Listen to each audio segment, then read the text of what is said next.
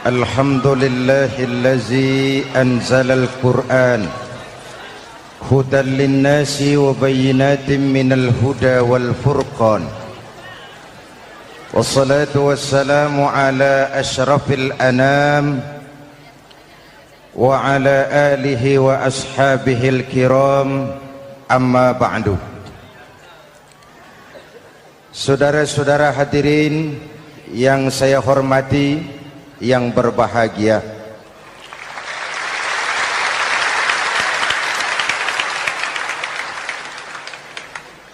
kali ini dalam suasana memperingati nuzulul Quran,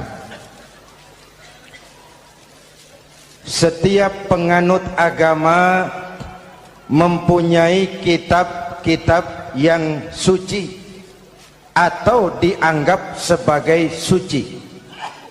Semua agama. Orang Nasrani punya kitab Injil, orang Yahudi punya kitab Taurat, orang Hindu punya kitab Weda, orang Buddha punya kitab Tripitaka, pengikut Konghucu punya kitab Tao Te Ching, orang Majusi pengikut Zoroaster punya kitab Zen Avesta, orang kebatinan punya kitab Serat Centani, Hidayat Jati atau Darmo Gandul.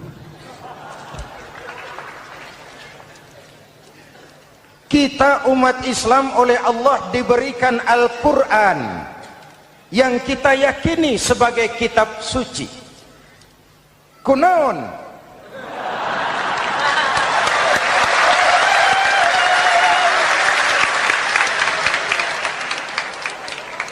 Apa kunaon itu? Kenapa sih kita yakin Quran itu kitab suci?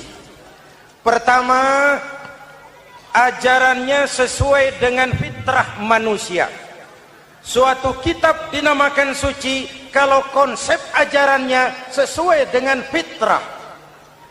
Contoh, ini laki-laki ini seneng nggak sama perempuan? Normal. Kalau nggak seneng saya ragu-ragu itu. Perempuan seneng nggak sama laki-laki?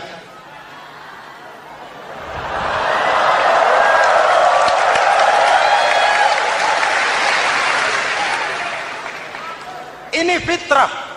Laki-laki suka perempuan, perempuan suka laki-laki. Quran memahami itu.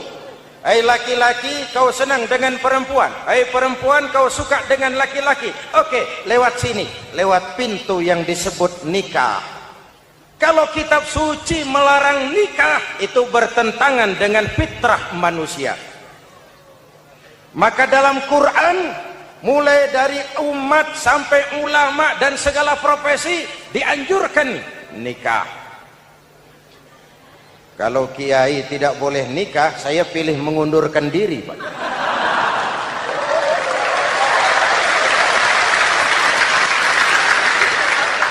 Itu bertentangan dengan fitrah. Lagian mubazir dikasih perabotan nggak dipakai.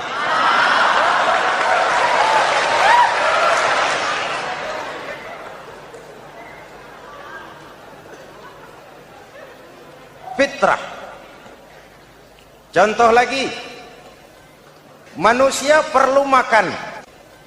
Kalau ada kitab suci menyuruh puasa terus dari pagi sampai sore sampai malam sampai pagi lagi, eta teh kitab gelo.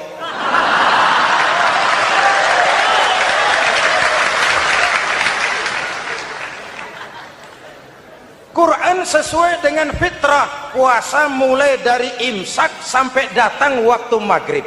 Puasa ngebleng dari pagi sampai sore sampai malam merusak kesehatan.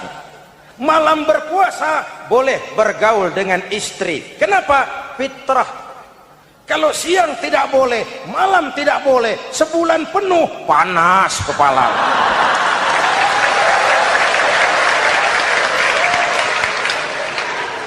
rontok rambut. Hadirin yang saya hormati, itu yang pertama. Yang kedua, kita yakini Quran sebagai kitab suci karena isinya tidak saling bertentangan, konsekuen, konsisten. Kalau ada satu kitab, di satu ayat mengajarkan Tuhan Esa, di lain ayat mengajarkan tiga, liar itu mah. Bagaimana kitab suci isinya paradoks? Bagaimana kitab suci isinya saling bertentangan? Di ayat manapun sekali Quran berkata Allah itu Esa, selamanya Esa. Isinya tidak saling bertentangan. Lalu yang ketiga, kita yakini Quran kitab suci karena dia bersih dari intervensi manusiawi. Sejak turunnya Al-Quran menantang, jikalau kamu ragu terhadap Quran yang kami turunkan kepada hamba kami Muhammad, kamu anggap itu cuma bikinan Muhammad. Kalau Muhammad bisa, kamu tentu bisa. Bikin satu surah semacam Al-Quran. 14 abad yang lalu tantangan ini turun dan sampai malam ini belum terjawabkan. Pak, barangkali tidak ada yang mau coba. Banyak. Antara lain Musailamah Al-Kazzab. Dia mencoba membuat menandingi Al-Quran. Dia buat satu surah namanya surah Al-Fil. Bunyinya begini, bikinan Musailamah. Al-Fil, wa mal-fil, wa ma adraka mal-fil, lahu khurtumun tawil, wa lahu zail. Sudah berbentuk syair. Isinya apa? Al-Fil, gajah. Wa mal-fil, apakah gajah itu? Wa ma adraka mal-fil, tahukah kamu apa itu gajah? Lahu khurtumun tawil, dia punya belalai panjang. Wa lahu zail, dan dia punya ekor. Nggak usah turun ayat begituan, orang tahu.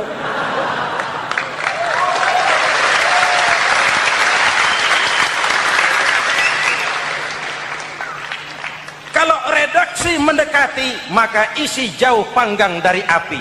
Kitab suci bersih dari campur tangan manusiawi. Maka Al-Quran, ke bahasa apapun dia diterjemahkan, naskah aslinya tetap ikut. Dia boleh diterjemahkan ke bahasa Sunda, bahasa Jawa, bahasa Padang, bahasa Inggris, bahasa Jerman, bahasa Belanda, naskah aslinya tetap ada. Kenapa? Bahasa ke bahasa perbedaannya sering frontal. Kalau dari gelas menjadi gelas, eta mah caket. Dari lem menjadi lampu, itu masih serumpun. Tapi cokot Sunda dengan cokot Jawa, itu jauh bedanya. Atos Sunda dengan atos Jawa, itu jauh. Ulama Sunda sama ulama Jawa nggak pernah akur kalimat atos ini.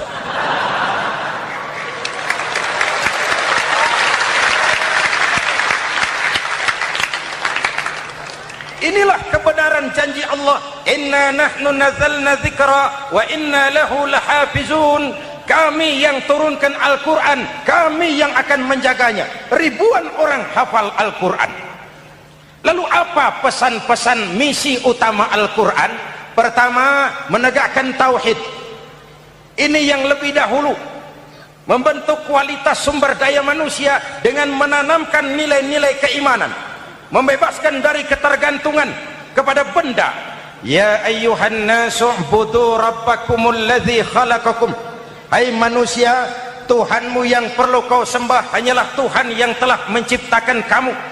Jangan menyembah Tuhan yang tidak pernah menciptakan kamu.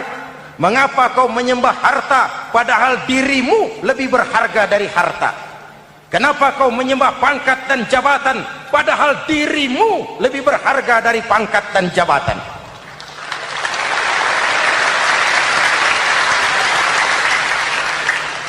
Diajak rasio berpikir, Tuhanmu yang perlu kau sembah hanyalah Tuhan yang menciptakan kamu. dan Tuhan yang menciptakan kamu itu Tuhan yang lam yalid walam yulad, yang laisa kamislihi syai'un, dan itulah Allah subhanahu wa ta'ala. Ayo orang teh, ayeuna teh boleh pakai teh, ayeuna teh kita teh kalau kepada syirik jali, syirik yang terang-terangan, insya Allah tidak. Nyata-nyata menyembah berhala, tidak. Nyata-nyata menyembah pohon, tidak. Nyata-nyata berkeyakinan Tuhan lebih dari satu, tidak. Tapi kita sering terjebak pada syirik kecil, syirik khafi, syirik yang tersamar. Saya sejak pakai cincin ini, jangankan anak gadis, nenek-nenek ngelihat saya cincin. Jangankan anak gadis, nenek-nenek lihat saya lemes cincin. Ini saya sejak ada perkutut rumah ini dagang lancar perkutut. Ini Ramadan bulan penempaan nilai-nilai keimanan. Misi utama Quran menegakkan tauhid, memerangi kemusyrikan, membebaskan manusia dari ketergantungan kepada benda. Dari situ kualitas sumber daya manusia dimulai. Saya sering mengungkapkan selama ini sistem pendidikan kita cuma mengisi otak, bukan membentuk watak. Otak diisi segala macam ilmu, tapi hati kosong, agama rapuh, akhirnya moral rendah. Muncul manusia-manusia yang pintar, cuma sayang tidak benar. Indonesia kita bangkrut, Indonesia kita terpuruk, Indonesia kita sakit sekarang ini kan ulahnya orang-orang yang pintar tapi tidak benar.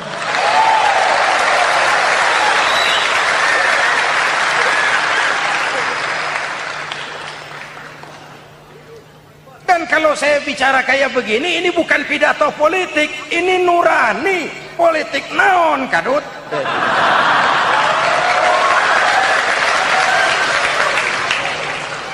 Ini nurani, ini tanggung jawab sebagai anak bangsa. Ibu bapak, saudara-saudara hadirin yang saya hormati, Rasul kalau masuk sepertiga yang akhir, sing-singan baju, hamparkan sajadah, lebih banyak di masjid daripada di rumah. Itu Rasul. Maka sepertiga yang akhir masjid makin ramai. Lihat Masjidil Haram. Lain dengan kita. Sepertiga yang akhir masjid mulai mengalami kemajuan. Safnya makin maju.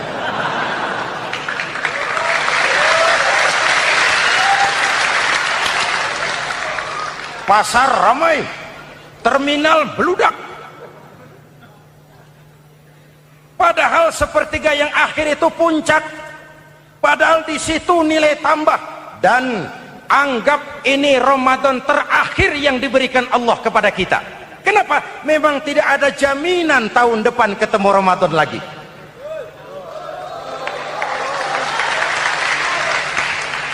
Anggap ini Ramadan terakhir yang diberikan Allah kepada kita. Tidak ada jaminan tahun depan Ramadan akan ketemu lagi. Tidak ada jaminan. Manfaatkan pelukan pemutihan. Semua kita melakukan introspeksi. Tidak tahu kita Ramadan tahun depan nanti masih ketemu apa tidak. Sebagaimana kita tidak tahu kita masih hidup atau tidak. Hadirin yang saya hormati, misi kedua Al-Quran, persaudaraan, kebersamaan atas dasar keadilan dan kebenaran. Manusia bersuku-suku, ya. Manusia berbangsa-bangsa, memang itu diakui oleh Al-Quran. Min dzakari wa untha waja'alnakum syu'uban wa qabaila. Kami ciptakan kamu dari laki-laki dan perempuan. Kami jadikan kamu bersuku-suku dan berbangsa-bangsa. Apa tujuannya? Agar kamu saling mengenal satu dengan yang lain.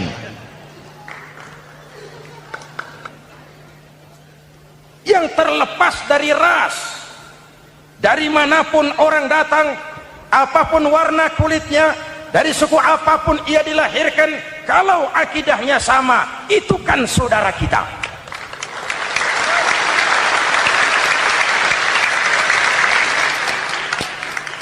Seperti di masjid, kita tidak peduli dari mana kita datang. Yang datang dari kidul, madep ngulon mang. Yang datang dari sebelah lor, madep ngulon mang. Yang datang dari sebelah wetan, madep kulon mang. Yang datang dari kulon, madep ngulon. Bukan soal dari mana kau datang, tapi satu arah menghadapmu. Kau mau Betawi, mau Sunda, mau Jawa, mau Padang, mau Aceh, mau Batak, mau Ambon, kita satu nusa, satu bangsa, satu bahasa. Marilah kita jadi lem perekat buat lingkungan kita di saat keutuhan kita sebagai bangsa sedang dalam ujian berat. Semangat kebersamaan atas dasar keadilan. Tidak ada mayoritas menekan minoritas. Umat Islam itu kalau besar, dia mampu melindungi yang kecil. Kalau kecil, dia bisa menjaga diri. Tiap sholat Jumat, khatib berpesan pada akhir khutbah kedua, innallaha ya'muru bil adli wal ihsan. Innallaha ya'muru bil adli wal ihsan. Allah memerintahkan kamu menegakkan keadilan dengan argumen, bukan dengan sentimen. Mengajak, bukan mengejek. Merangkul, tidak untuk tujuan memukul. Kalau sebagai bangsa kita utuh, kompak dan bersatu, saya yakin kita akan bisa mengatasi kesulitan-kesulitan sekarang ini.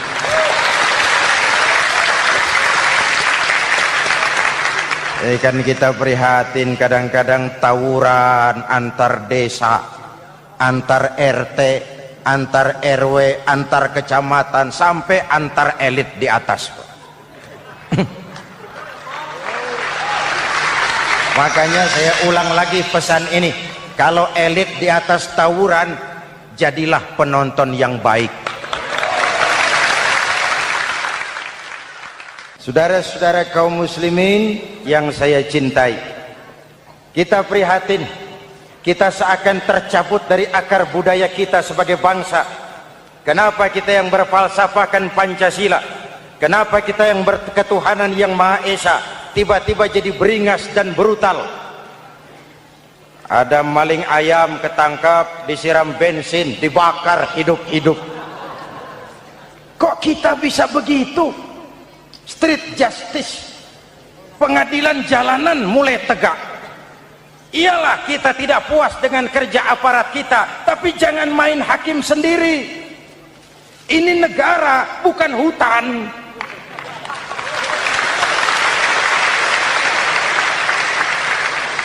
Jangan mencegah kemunkaran dengan menegakkan kemunkaran baru. Oleh hal-hal yang sepele yang mestinya kita bisa mencari jalan keluar dengan baik. Ayo luruskan saf, rapatkan barisan, satukan langkah, tautkan hati. Kita satu umat yang satu, diikat oleh Al-Quran. Hanya dengan kebersamaan kita akan mampu menata hari esok yang lebih baik atas dasar keadilan dan kebenaran. Dulu Muhammad Toha teriak takbir ngadepi Belanda. Bung Tomo teriak takbir ngadepi Belanda. Ayeuna takbir ngadepi batur sadulur salembur. Nanaonan.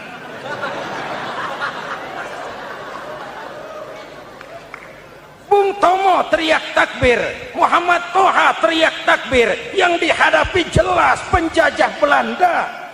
Kita ngadepi saudara sendiri, Allahu Akbar, yang sana teriak Allahu Akbar, setan tepuk tangan di tengah.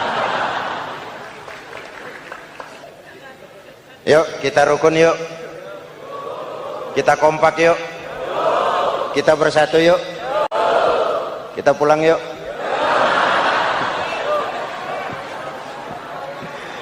Ini misi kedua. Misi yang ketiga, Al-Quran membebaskan manusia dari gaya hidup sekuler.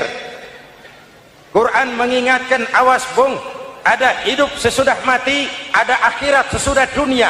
Lebih untung orang yang percaya akhirat daripada yang tidak. Paling tidak hidupnya normatif. Contoh, saudara yakin akhirat ada, lalu saudara hidup baik-baik, menjauhi yang munkar, meninggalkan yang haram, saudara sujud, puasa, jihad, lalu saudara mati. Setelah mati ternyata akhirat tidak ada ruginya. Paling kurang kita sudah dicatat sebagai orang baik. Sebaliknya, saudara tidak percaya sama akhirat, lalu hidup seenaknya, judi, mabuk, zina, nipu orang, korupsi, tenggelam dalam kemunkaran, lalu mati. Setelah mati ternyata akhirat ada. Baik, kemana anjen? Lebih untung orang yang percaya akhirat ketimbang yang tidak. Hidupnya ada rem. Iya Pak, saya kepengen banyak uang, tapi kalau main judi nanti di akhirat bagaimana? Iya, saya kepengen jadi orang kaya, tapi kalau korupsi, nipu orang, buka peternakan tuyul, nanti di akhirat bagaimana? Gaya hidup yang berkeseimbangan. Ada hidup sesudah mati dan ada akhirat sesudah dunia. Yang keempat, Quran membebaskan manusia dari belenggu kebodohan. Quran ayat yang pertama turun sudah berkata, Iqra, baca, kamu jangan jadi bodoh. Kebodohan menimbulkan kemiskinan, kemiskinan mendekatkan kepada kekufuran. Yang kelima, ini kado buat ibu-ibu, Quran mengangkat harkat, derajat dan martabat kaum wanita. Sebelum Quran turun, sebelum Islam datang, nasib wanita sangat menyedihkan. Dilahirkan hanya untuk melahirkan. Kalaupun berperan, peranannya tidak lebih segitiga. Dapur, sumur, kasur. Kasur, sumur, dapur. Dapur, sumur, kasur. Wanita dilecehkan, sekadar alat pemuas nafsu. Datang Islam, Rasul terenyuh. An-nisa imadul bilad. Wanita adalah tiangnya negara. Jikalau baik wanita, baik negara. Jikalau rusak wanita, hancur negara. Karena wanita, negara jaya. Betul? Karena wanita, negara hancur. Betul? Maka wanita adalah bidadari yang kadang-kadang setan. Kadang-kadang.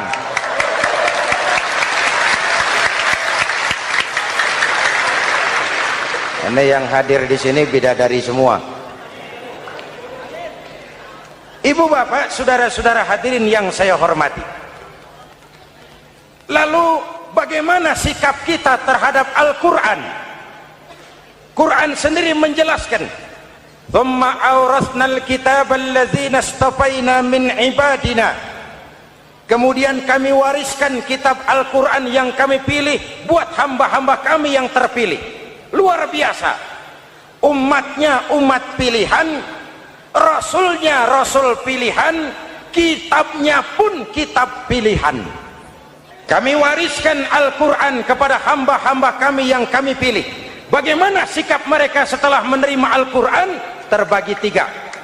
Pertama, faminhum zalimun li nafsihi.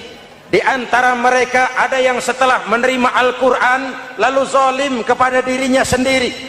Diterimanya Al-Quran dengan lidahnya, tapi ditolak dengan perbuatannya. Mulutnya menjunjung Al-Quran, perbuatannya menginjak Al-Quran. Quran bilang ke barat, dia pergi ke timur.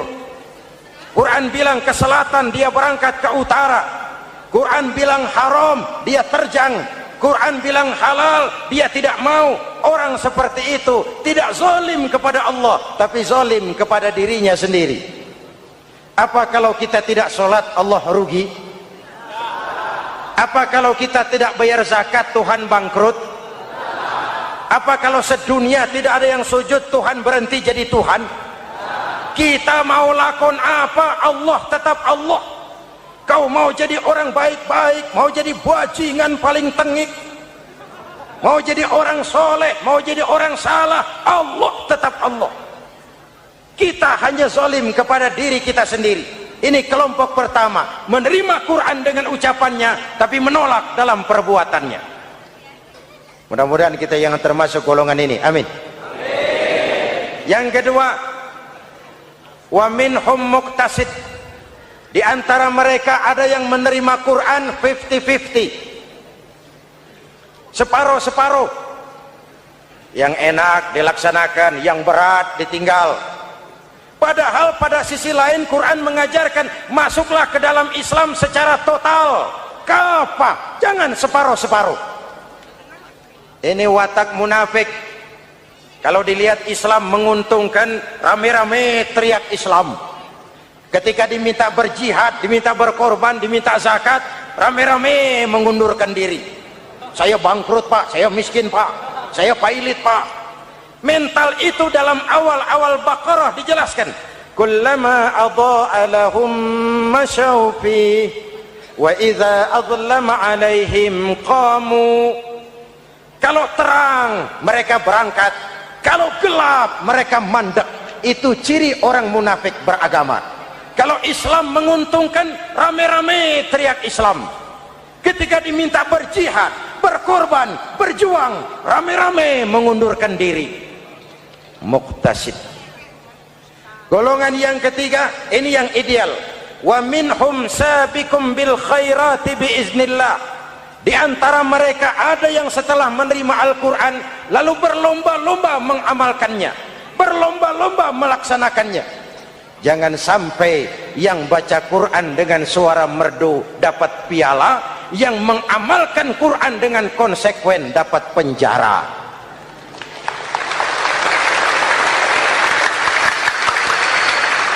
Itu ironi, itu menyedihkan, itu memilukan, dan itu memalukan. Pilihan terserah kita. Satu hadis Rasulullah mengajarkan begini: man ja'alal Qur'ana amamahu qadahu ilal jannah, wa man ja'alal Qur'ana khalfahu saqahu ilan nar. Siapa yang meletakkan Quran di depannya, dijadikannya Quran sebagai imam, Quran akan membimbing dia ke surga, surga dunia, lebih-lebih surga akhirat. Sebaliknya, siapa yang meletakkan Quran di belakang, dibelakanginya ajaran Quran, Quran akan mendorong dia ke neraka, neraka dunia, lebih-lebih neraka akhirat. Quran imam apa makmum? Kita makmum apa imam? Makmum ikut imam apa imam ikut makmum? Makmum ikut imam. Jikalau Quran adalah imam, jikalau kita adalah makmum. Ke barat kata Quran, ke barat kita berangkat. Ke timur kata Quran, ke timur kita menuju. Halal kata Quran, itu yang kita ambil.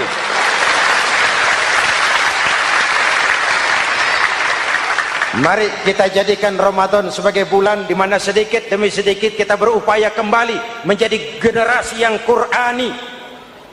Rasulullah pernah ditanya, kalau Tuhan wafat ya Rasul, kemana kami minta nasihat?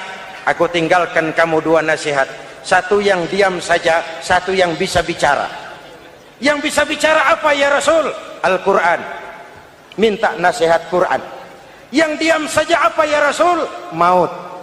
Dalam hidup ada dua nasihat. Nasihat yang bisa bicara, Al-Quran. Nasihat yang diam saja, maut. Mau dagang, minta nasihat Quran. Mau bertetangga, minta nasihat Quran. Itu nasihat. Nasihat yang kedua, diam saja, tahu-tahu datang maut. Makanya anggap ini Ramadan terakhir yang diberikan Allah kepada kita, karena tahun depan tidak ada jaminan kita bertemu Ramadan. Manfaatkan 10 yang akhir untuk meningkatkan nilai ibadah kita kepada Allah Subhanahu wa taala. Hadirin, kita sudah mendekati akhir, saya akan baca doa. Mari kita Fatihah. Semoga kita semua dalam perlindungan Allah. Ala hadhihi niyah wa ila hadratin Nabi. Al-Fatihah. Voice of Kiai, suara petunjuk meniti jalan ilahi.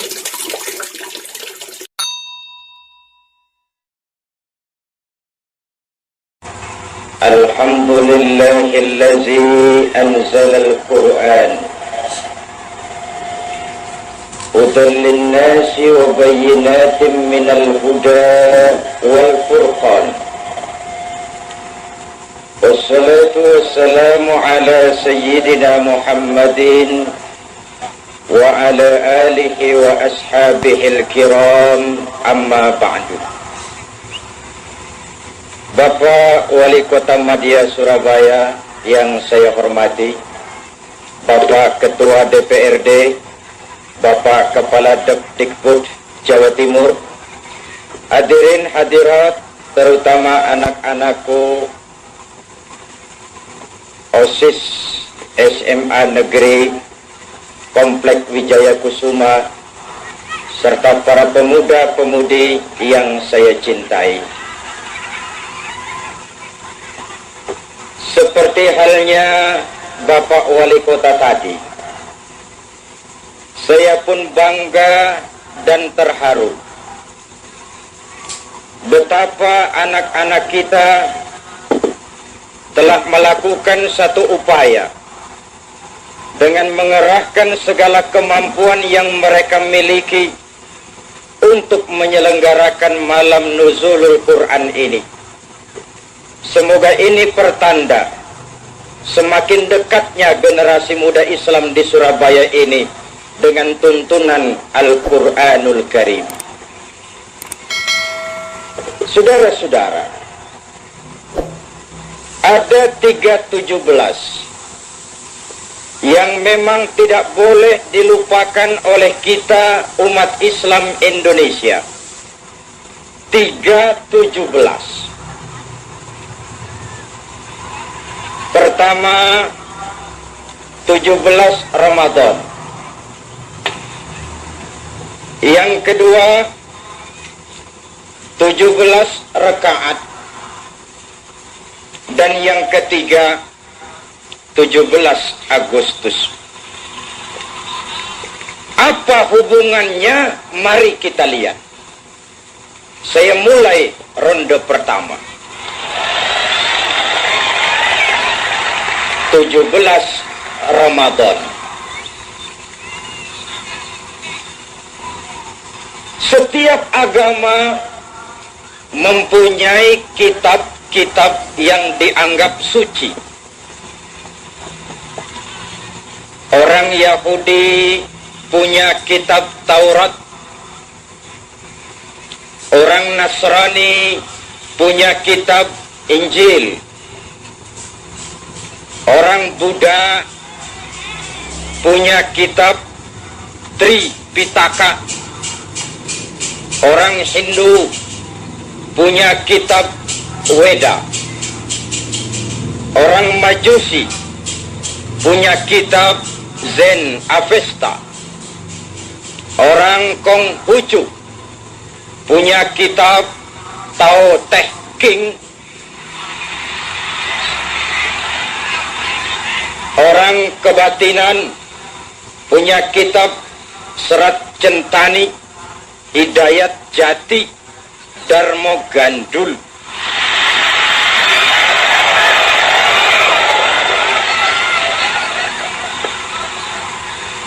Dan kita umat Islam oleh Allah Subhanahu wa ta'ala diberikan Al-Quran.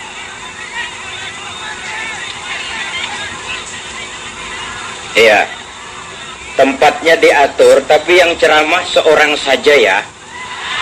Tidak usah dibantu. Terima kasih atas bantuannya.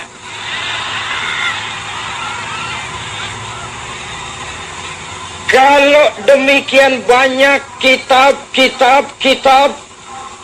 yang masing-masing mengklaim diri sebagai kitab suci, perlu satu batasan. Apa sebenarnya kitab suci itu? Mari kita lihat. Pertama, suatu kitab dinamakan suci kalau ia bersih dari intervensi dan investasi manusiawi. Dengan bahasa mudah, suatu kitab dinamakan suci kalau manusia tidak sanggup membuat yang seperti itu. Kalau manusia masih sanggup membuatnya, nilai kitab itu paling tinggi kitab filsafat. Dan kitab filsafat bukan kitab suci. Mari kita periksa. Kitab mana yang sampai malam ini tidak seorang pun sanggup membuatnya? sejarah menyatakan cuma Al-Quran saja.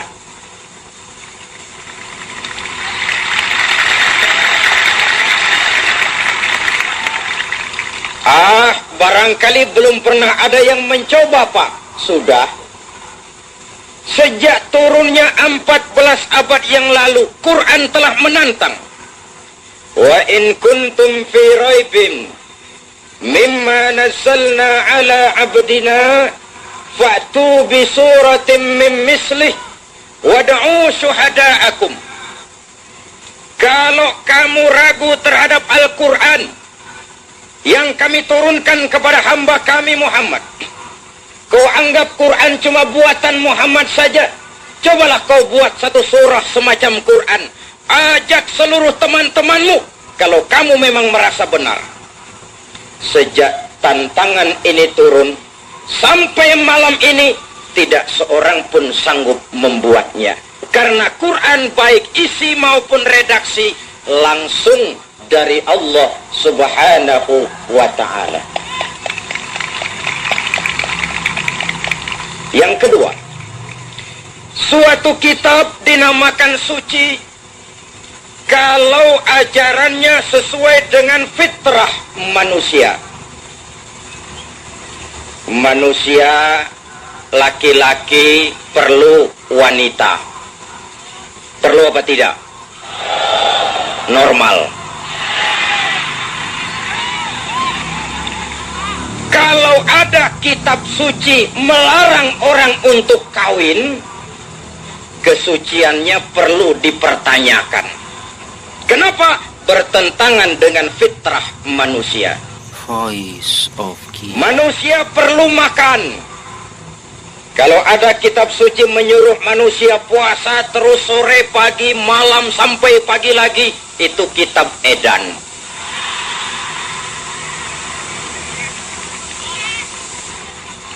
Allah ini pencipta manusia. Allah yang menurunkan Quran. Tentu Quran ini sesuai untuk manusia. Pabrik mobil di Itali bikin mobil namanya Fiat. Lalu dia keluarkan buku petunjuk. Mobil ini namanya Fiat. Kecepatan maksimal sekian ratus kilometer per jam. Daya angkut maksimal sekian ratus kilogram. Kalau rusak memperbaikinya begini, onderdilnya ini. Karena pabriknya yang membuat mobil, pabriknya juga yang mengeluarkan buku, tentu buku sesuai dengan mobilnya. Dan tidak mungkin saudara punya mobil Fiat rusak, tapi saudara perbaiki dengan menggunakan buku petunjuk yang dikeluarkan oleh pabrik mobil Toyota. Mobil akan makin amburadul. Artinya, kalau manusia ingin baik, dia harus menggunakan buku petunjuk yang dikeluarkan oleh yang bikin manusia. Dan buku itu sudah turun. 114 surah, 30 juz, 6.666 ayat. Seluruh konsep Quran sesuai dengan fitrah manusia. Apabila perintahnya ditunjang oleh kemampuan yang menurun, maka stres perintah itu lalu menurun. Sholat wajib berdiri, itu kalau sanggup. Tidak sanggup berdiri, silahkan duduk, itu kalau sanggup. Tidak sanggup sholat duduk, sholatlah sambil berbaring, itu pun kalau sanggup. Tidak sanggup sholat dengan berbaring, sholat pakai isyarat, itu pun kalau sanggup. Tidak sanggup dengan isyarat, sholat dalam hati, itu pun kalau mampu. Tidak mampu sholat dalam hati, disolatkan sesuai dengan kemampuan. Kadang-kadang sebagian anak muda mengeluh, Pak, Quran itu sulit, ini tidak boleh, itu tidak boleh, ini tidak boleh, bagaimana kita hidup? Anak-anakku para remaja, Quran tidak sulit. Ketahuilah bahwa dalam Quran semuanya boleh. Ini boleh, itu boleh, ini boleh, semua saja dalam Quran boleh. Yang tidak boleh cuma satu, Yang lain semua boleh. Cuma satu yang tidak boleh dalam Quran, yaitu yang dilarang. Itu saja. Kalau tidak dilarang mesti boleh. Ma anzalna 'alaikal Qur'ana litashqa illa tadhkiratan liman yakhsha. Kami tidak menurunkan Al-Qur'an untuk bikin sulit kamu. Kami tidak menurunkan Al-Qur'an untuk menyusahkan kamu. Ia sekadar satu peringatan bagi orang yang takut kepada Allah Subhanahu wa ta'ala. Suatu kitab dinamakan suci kalau isinya sesuai dengan fitrah manusia. Yang ketiga, suatu kitab dinamakan suci kalau isinya tidak saling bertentangan. Kalau ada kitab suci, di satu ayat mengajarkan Tuhan Esa, di lain ayat mengajarkan Tuhan Tiga, itu kitab kacau. Bagaimana mungkin suatu kitab suci tapi isinya saling bertentangan? Dari tiga kriteria ini kita yakini Quran benar-benar kitab suci. Apa jasa Quran kepada kehidupan manusia? Pertama, Quran membebaskan manusia dari ketergantungan kepada benda. Membebaskan manusia dari belenggu kemusyrikan dan kekufuran. Memperkenalkan manusia kepada Allah Tuhan yang sebenarnya. Menanamkan tauhid, meneguhkan keyakinan akan kebenaran. Keyakinan akan kebenaran yang tidak ditunjang oleh kemampuan materi, tapi karena keyakinan akan kebenaran itu sendiri. 13 tahun perjuangan yang penuh kepedihan selama di Mekah hanya membebaskan manusia dari ketergantungan kepada benda. Asyhadu an la ilaha illallah. Saya bersaksi tidak ada Tuhan selain Allah. Maka saya tidak akan menyembah kecuali hanya kepada Allah. Saya tidak akan takut kecuali hanya kepada Allah. Saya tidak akan melarikan persoalan kecuali hanya kepada Allah. Saya tidak akan menggantungkan hidup kecuali hanya kepada Allah. Sekaligus membentuk pribadi yang tegar, tangguh, mampu menghadapi tantangan dan kesulitan. Tadi Pak Wali Kota benar. Quran tidak mendidik generasi muda menjadi cengeng, takut menghadapi kesulitan. Tidak. Islam bukan agamanya orang pemalas. Quran bukan kitab suci yang mengajarkan agar setelah sholat kita endelohom, enggelenggem, ayem-ayem, menunggu keajaiban dari langit sambil menghitung bintang, seraya mengumpulkan jikalau, seolah-olah segala persoalan bisa diselesaikan dengan simsalabim abracadabra. Tidak. Quran adalah kitab yang mengajarkan fa iza qudiyatis shalah fantashiru fil ardi wabtaghu min fadlillah. Kalau salat sudah selesai kamu kerjakan, bertebaranlah di permukaan bumi, cari karunia Tuhanmu. Jangan endelohom, enggelenggem, ayem-ayem. Tidak. Saudara hadirin, lahir pribadi yang tegar, yang monoloyalitasnya, yang ketergantungannya mutlak hanya kepada Allah Subhanahu wa ta'ala. Ini penting di zaman sekarang. Akan bagaimana warna Islam di Surabaya, bahkan akan bagaimana warna Surabaya 20, 30, 40, 50 tahun yang akan datang, anak-anak kita jawabannya. Maka tidak ada yang lebih menggembirakan selain kalau kita melihat mereka mau hidup dekat dengan agama. Alhamdulillah. Untuk itu dibutuhkan pribadi yang tegar. Jangan takut menghadapi kesulitan. Biar berakit-rakit ke hulu, asal bisa berenang-renang ke tepian. Nanti akan saya jelaskan ini pada ronde terakhir. Saya lanjutkan ronde pertama dulu. Quran membebaskan manusia dari ketergantungan kepada benda. Kita di zaman sekarang memang tidak menyembah berhala bernama Latta, Uzza, Manat, Hubal. Tapi berhala-berhala di zaman sekarang sering ganti nama. Yang tadinya bernama Latta, sekarang bernama komputer. Yang tadinya bernama Hubal, sekarang namanya pangkat dan jabatan. Yang tadinya bernama Uzza, sekarang bernama ilmu dan teknologi. Kalau pangkat dan jabatan, kalau harta dan benda, kalau kemampuan intelektual sudah lebih kita agungkan daripada Allah, itulah berhala di zaman sekarang ini.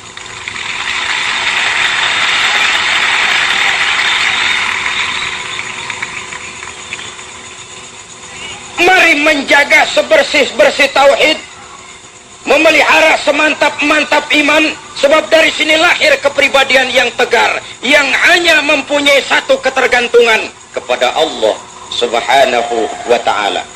Keyakinan yang dipompa oleh kebenaran, bukan oleh karena tunjangan material.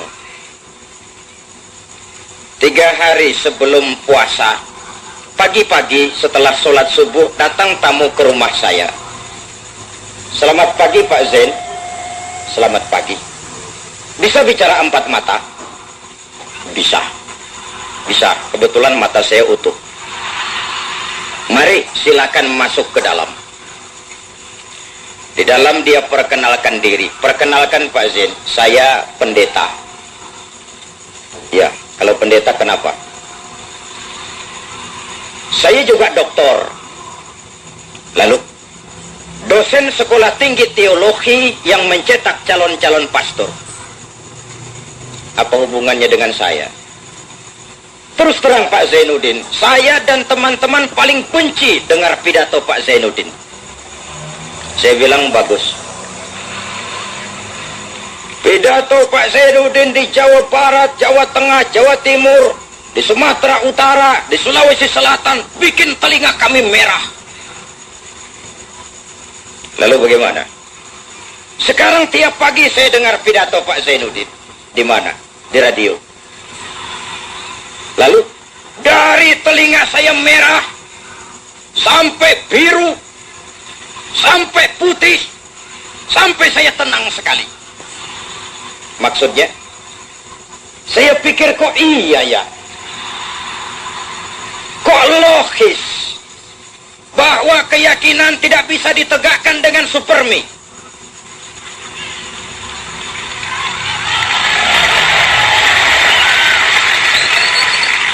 Bahwa keyakinan dan keimanan tidak bisa ditunjang dengan beras, pakaian, obat-obatan, beasiswa. Bahwa keyakinan adalah soal kebenaran, dan kebenaran adalah milik bersama.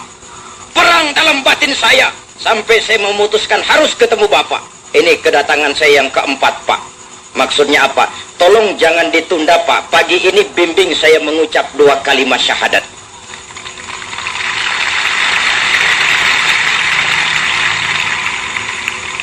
Saya bilang alhamdulillah.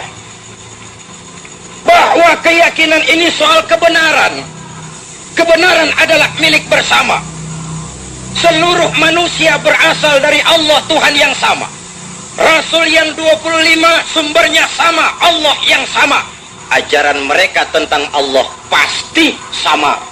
Semua Rasul mengajarkan la ilaha illallah. Hanya sambungannya yang berbeda. Di zaman Nuh tentu la ilaha illallah, Nuh Rasulullah.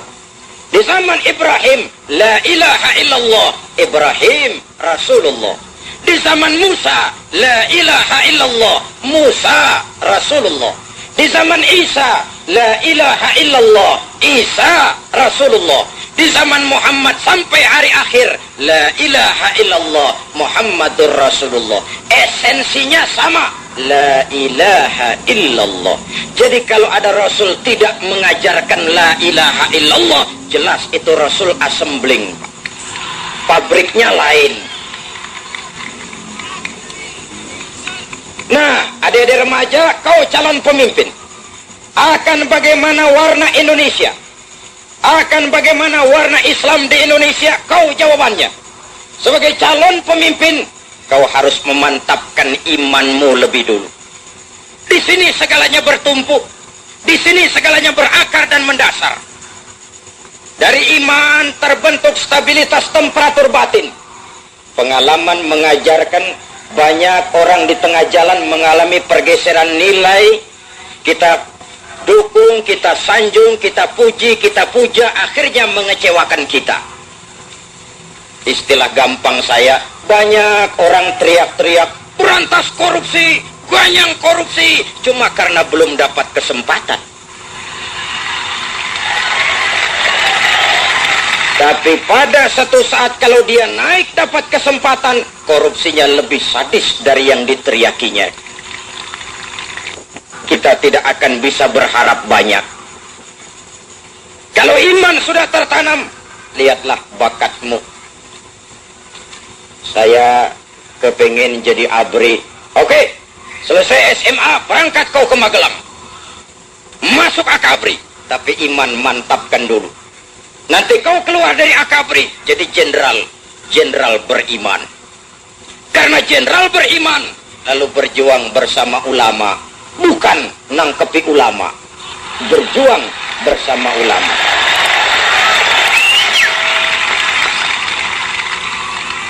Kau jadi teknokrat beriman. Kau jadi dokter beriman. Kau jadi ekonom beriman. Dari sana kita berangkat, ke sana kita menuju. Dengan motivasi iman, menggalang kebersamaan. Quran membebaskan manusia dari ketergantungan kepada benda. Jikalau kita tinggalkan Quran ini, jatuhlah kita kepada materialisme, mengagung-agungkan benda, dan itulah berhala kita pada akhirnya. Satu. Yang kedua, Quran membebaskan manusia dari ras diskriminasi. Malam ini saya di tengah-tengah saudara, saya tidak merasa sebagai tamu, sama sekali tidak. Saya merasa saya seorang keluarga yang datang ke tengah keluarganya sendiri. Besok malam saya sudah akan pidato di Stadion Pekanbaru, Riau. Saya pun di sana tidak merasa sebagai tamu. Saya seorang keluarga yang datang keluar tengah keluarganya sendiri. Islam telah mengikat kita dengan akidah. Dari manapun orang datang, apapun warna kulitnya, bahasa apapun yang dipakainya, kalau akidahnya sama, itu saudara kita. Baju boleh berbeda, jaket dan kaos boleh tidak sama, bendera boleh beraneka warna, tapi jikalau bernama Muslim, cari persamaannya, jangan memperbesar perbedaannya.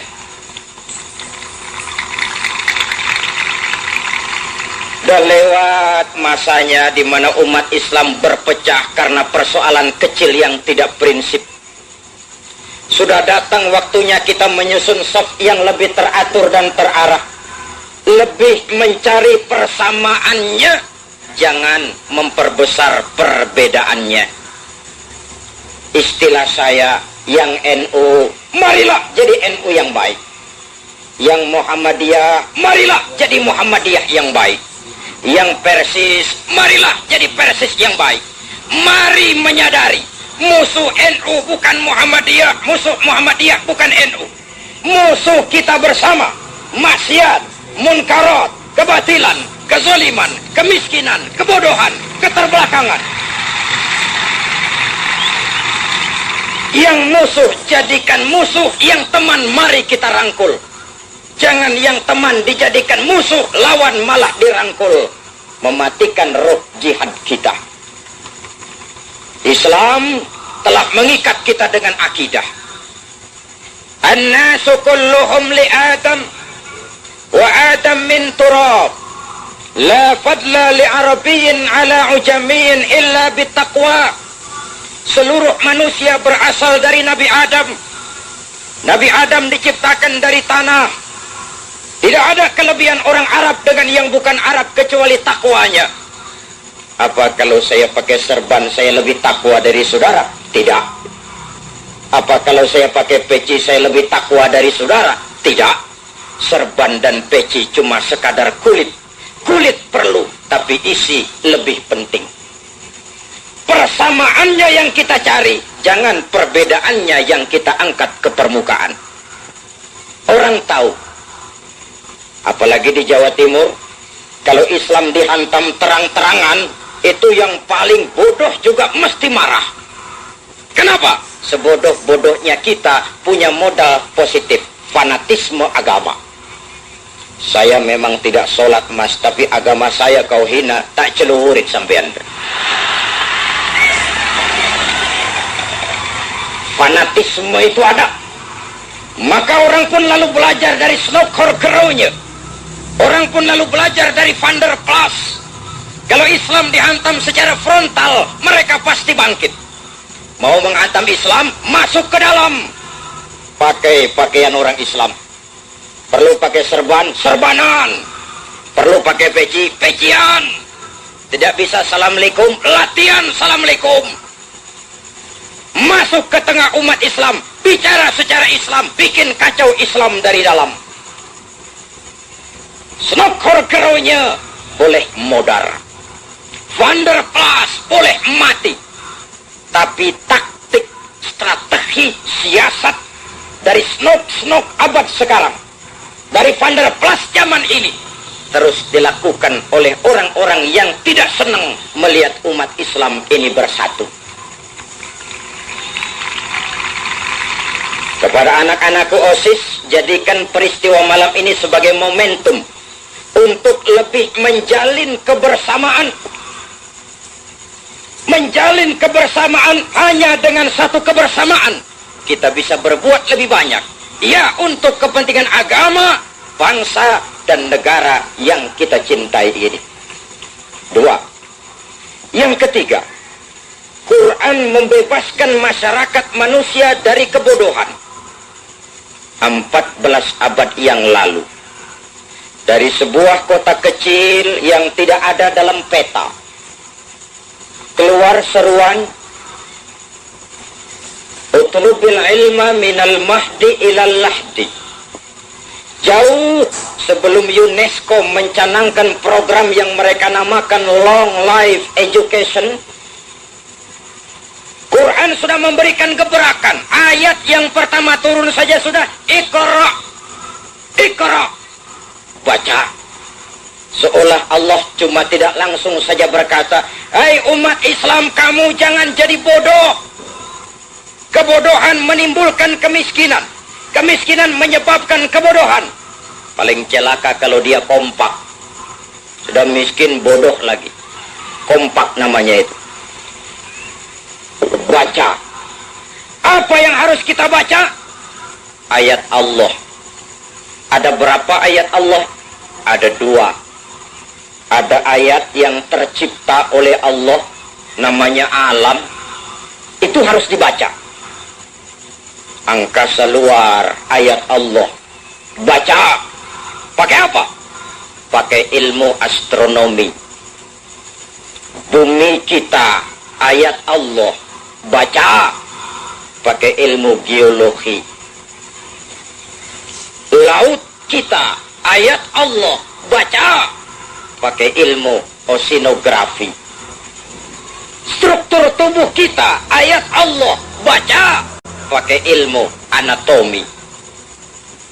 Kalau kita tidak pandai membaca, orang lain yang akan membaca.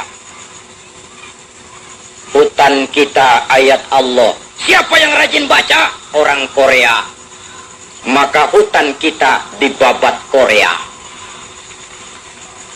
Bumi kita, ayat Allah. Siapa yang rajin baca? Orang Amerika.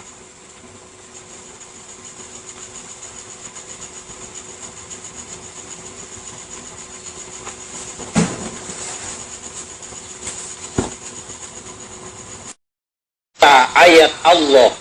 Siapa yang rajin baca? Orang Amerika. Maka minyak kita disedot Caltech.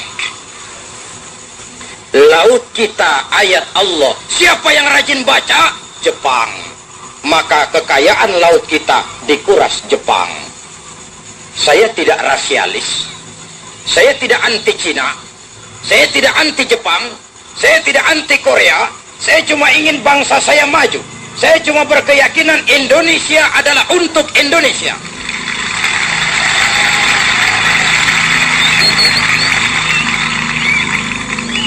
Jangan jadi tamu di rumah sendiri. Jangan jadi penonton di lapangan sendiri. Ini negara kita. Kemerdekaan diperjuangkan oleh orang-orang tua kita. Kita jaga dan kita pertahankan bersama. Alam yang begini subur, negara yang begini makmur, kalau kita tidak punya kemampuan mengolahnya, orang lain yang akan mengambil manfaatnya. Jadilah kita penonton di lapangan sendiri. Ironi, menyedihkan sekaligus memalukan dan memilukan. Karena itu berenanglah teruslah saya, lebih baik makan singkong betulan daripada makan roti mimpi. Apa yang saya maksud? Jikalau memang perlu, lebih baik sekolah sambil dagang koran, anak-anakku. Lebih baik sekolah sambil parkir mobil. Lebih baik sekolah sambil semir sepatu daripada biar berakit-rakit kita ke hulu, asal bisa berenang-renang ke tepian. Plato bijaksana pada saat dia berkata, "Hai generasi muda, berpikirlah kamu di waktu pagi, bekerjalah di waktu siang, makanlah di waktu sore, tidurlah di waktu malam." Berpikir di waktu pagi, belajar selagi remaja. Bekerjalah di waktu siang, kalau sudah dewasa, amalkan ilmumu untuk kepentingan agama, bangsa, dan negara. Makanlah di waktu sore, hari tua tinggal menikmati hasilnya. Tidurlah di waktu malam, matilah dengan tenang. Kalau pagi kau tidak berpikir, nanti siang kau tidak akan bisa bekerja. Kalau siang kau tidak mau bekerja, nanti sore makan apa? Kalau sore tidak makan, alamat malam tidak bisa tidur. Kalau waktu remaja mau santai selalu, hari dewasa kau akan bingung. Hari dewasa bingung, hari tua terlunta-lunta. Kalau hari tua terlunta-lunta, matinya menteleng.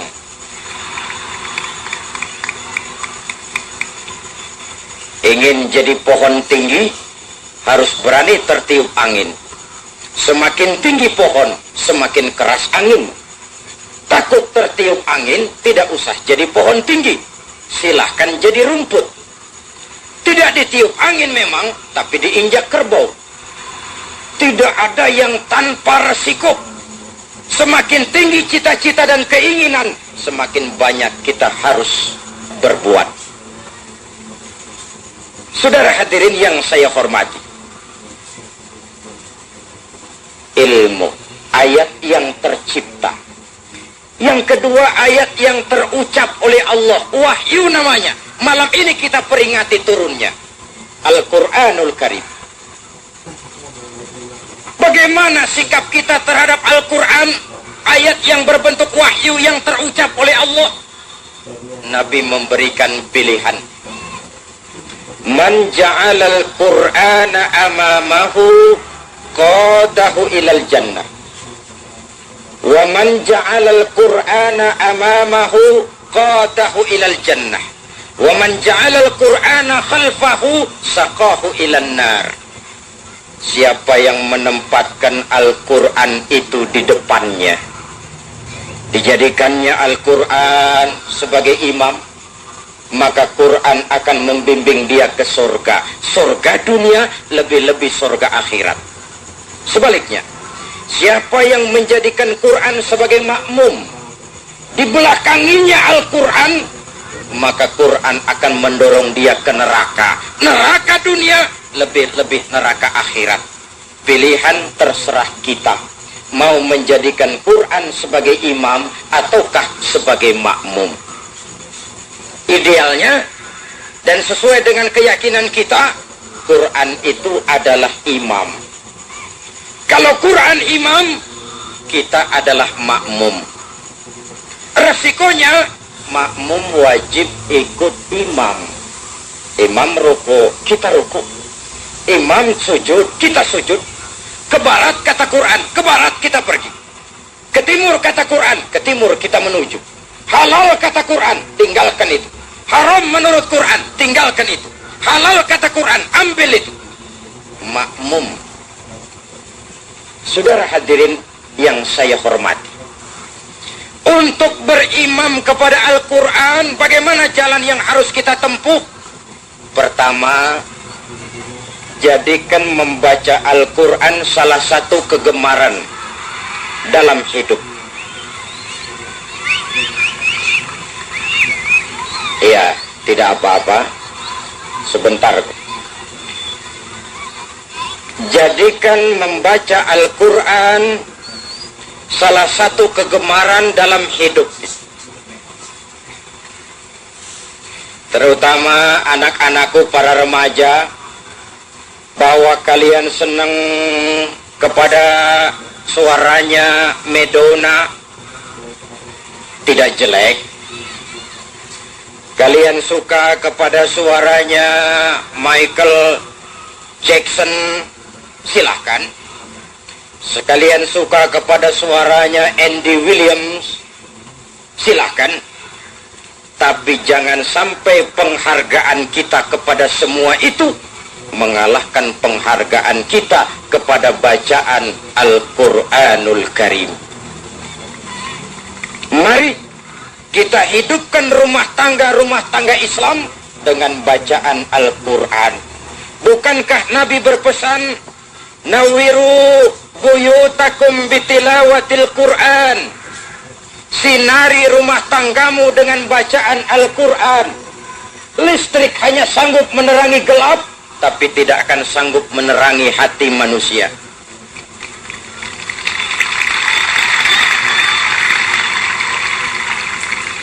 Jadikan membaca Al-Quran salah satu kegemaran dalam hidup kita.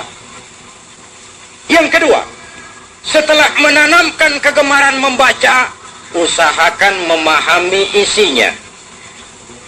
Adik-adik remaja, anak-anakku di OSIS, pelajari Al-Quran. Setelah tanamkan kegemaran membaca, usahakan memahami isinya.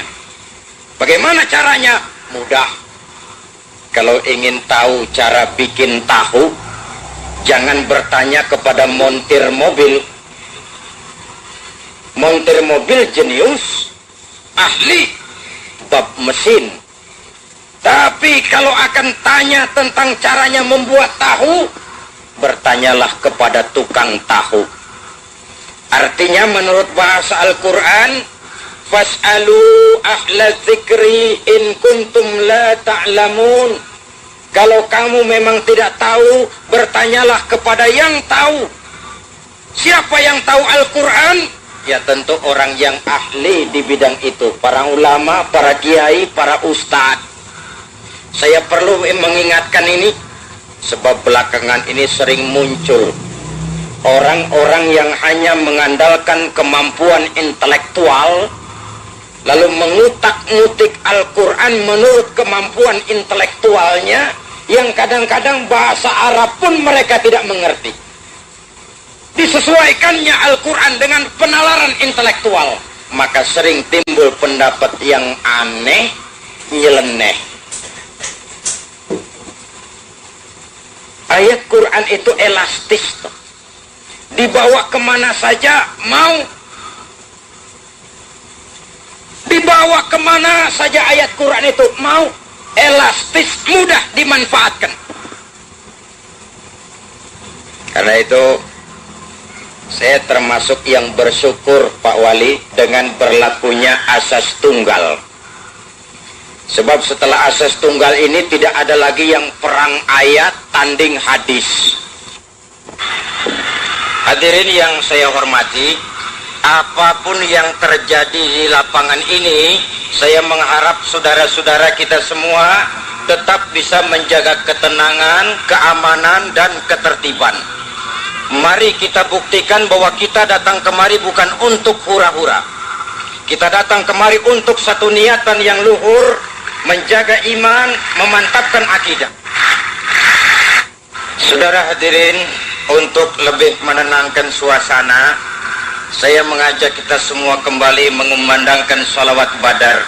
Mudah-mudahan acara ini tetap berlangsung seperti yang kita harapkan. Amin. Allahumma salli wa sallim wa barik alaihi.